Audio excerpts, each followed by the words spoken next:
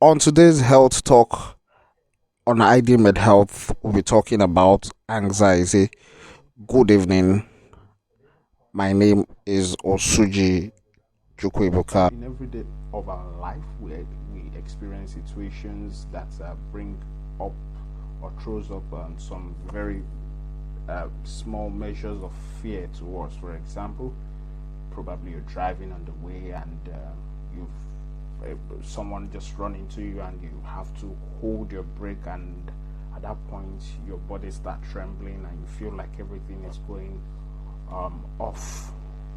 That situation that you found yourself in is a bit of anxiety. Is anxiety, not a bit of anxiety. Again, some of us will hate exams, students most especially. So when it comes to writing exams, on the day of the exam, you just start getting this intense feeling of discomfort, or even probably the day the exam results comes up, you really don't want to see it, but you want to see it. That again is an example of anxiety. Or you have maybe in an African family a man whose wife has been giving birth to female. Don't mind me for that example now. Females, we have 10 females already in the house, and this last pregnancy we hope it would be a boy, and different scan results have said it will be a boy.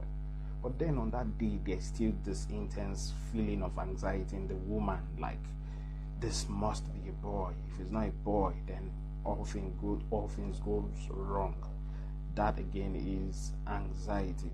Now, one thing we'll notice in these patterns of anxiety is most of the times they don't take long period of time in our life. So they come, and whenever the situation that brings it up leaves, they leave.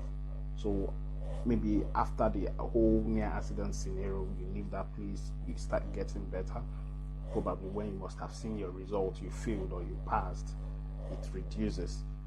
Now there's a disorder where this thing tends to take over the person's life, and all the person sees is this state, or all the person feels is this state of discomfort almost every minute of the person's life. Now that is a problem. That is a big problem. That is called anxiety disorder. Now, in our African societies, I'm a Christian. I wouldn't want to say things negatively about Christianity, but then we tend to play down on these issues.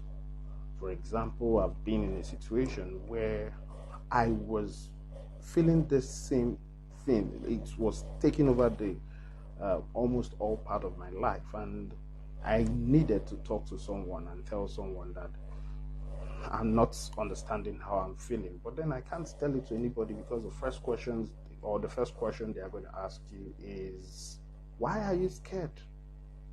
They don't understand that there is a pathological condition that could actually cause someone to be this discomfort, or to feel this discomfort, this stressful, feel this uneasiness almost every minute of the day. And this is not a good place to be in. This is where people now come around and tell you and advise you to, what is it that you're thinking of? Just get over it and you'll be fine. Now, it's not that easy, because this is an issue. Sometimes it could be due to maybe built up of emotions, stress, health conditions, drug use, hormonal imbalance, and a whole lot of things. So it's not something someone will just wake up and just wish away and say, okay, you know what, you shouldn't be anxious. This is something that, if not controlled, could lead to depression and most probably death. And that is why I'm talking about it. I will also have time to talk about this in much more a future time. But then again, what I want to tell you is this. Are you in this position right now? Are you feeling this way right now? Then you're most likely suffering from anxiety disorder. This is not the time for you to shy away from this truth. This is not the time for you to keep into yourself. This is not the time for you to run away from the precipitants or the triggers. This is the time you need to deal with it. You need to step out of your room. Yes, I know a Christian shouldn't be scared and all that. Those are truths also. But then when this becomes pathological, then you need to deal with it immediately before it causes something you might not be able to handle. What do? You step out of your room, you step out of your closet, you step out of your cover, and you move down to number one. A psychologist, a clinical psychologist, can help you deal with this almost immediately. You can as well be referred to a psychiatrist. Now that sounds funny, right? Because at a point I was going to see a psychiatrist, and in my head I was thinking, Ibukabo, you're not mad. I've always believed that a psychiatrist is one who treats mad people, so you shouldn't have business going there. And that's caused my issues to be growing to a point I couldn't take it again. So a psychiatrist doesn't just treat mad people.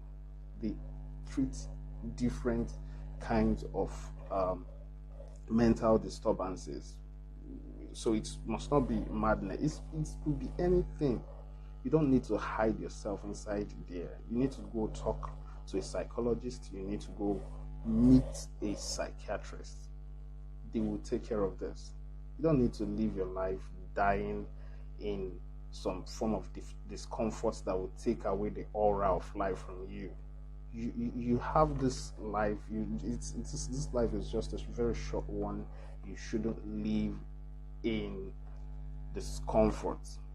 You should live it. You should enjoy this life. Do not let anxiety rob it off you. Please do subscribe to our YouTube channel on ID Med Health, and follow us on Facebook and Instagram and Twitter. Same ID Med Health for more health tips. Thank you.